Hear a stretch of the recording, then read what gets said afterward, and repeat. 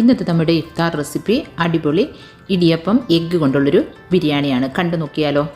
പാനിലേക്ക് ഓയിൽ ഒഴിച്ചു കൊടുക്കുക. അതിലേക്ക് ഇഞ്ചി വെളുത്തുള്ളി ചതച്ചത് അതൊന്ന് മൂത്ത് വരുമ്പോൾ സവാള നീളത്തിൽ അരിഞ്ഞതിട്ട് ഒരല്പം ഉപ്പും ചേർത്ത് അതൊന്ന് നന്നായിട്ട് വഴറ്റിയെടുക്കുക. പിന്നെ നമുക്കിതിലേക്ക് തക്കാളിയാണ് ചേർക്കേണ്ടത്. തക്കാളി ചേർത്ത് കൊടുക്കുക.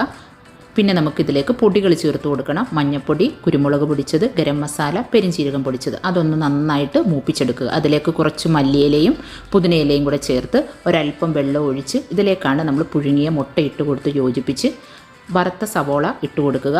മിക്സ് ചെയ്യുക. ഒന്ന് അടച്ച് 1-2 മിനിറ്റ് ഒന്ന് വെച്ച് കൊടുക്കുക. ഇതിൻ്റെ മുകളിലേക്കാണ് നമ്മൾ നെയ്യ് ഒഴിച്ച് കൊടുത്ത് പിന്നെ ഇടിയപ്പം നമ്മൾ വേവിച്ച് ഇതുപോലൊന്ന് കട്ട് ചെയ്തെടുക്കണം കേട്ടോ. അതൊരു ലെയർ ഇടുക. പിന്നെ വറുത്ത സവോള, കാഷ്യൂ, മല്ലിയില, കുറച്ച് ഗരം മസാല, അങ്ങനെ എത്രയാണോ നമുക്ക് ലെയർ ആവശ്യമുള്ളത് അതനുസരിച്ച് സെറ്റ് ചെയ്തെടുക്കുക. അടച്ച് വെച്ച് ഒരു 5 മിനിറ്റ് ഒന്ന് ദം ചെയ്തെടുത്താൽ നല്ലൊരു ബിരിയാണി തയ്യാറാണ്. എല്ലാവരും ഒന്ന് തയ്യാറാക്കി നോക്കുക കേട്ടോ.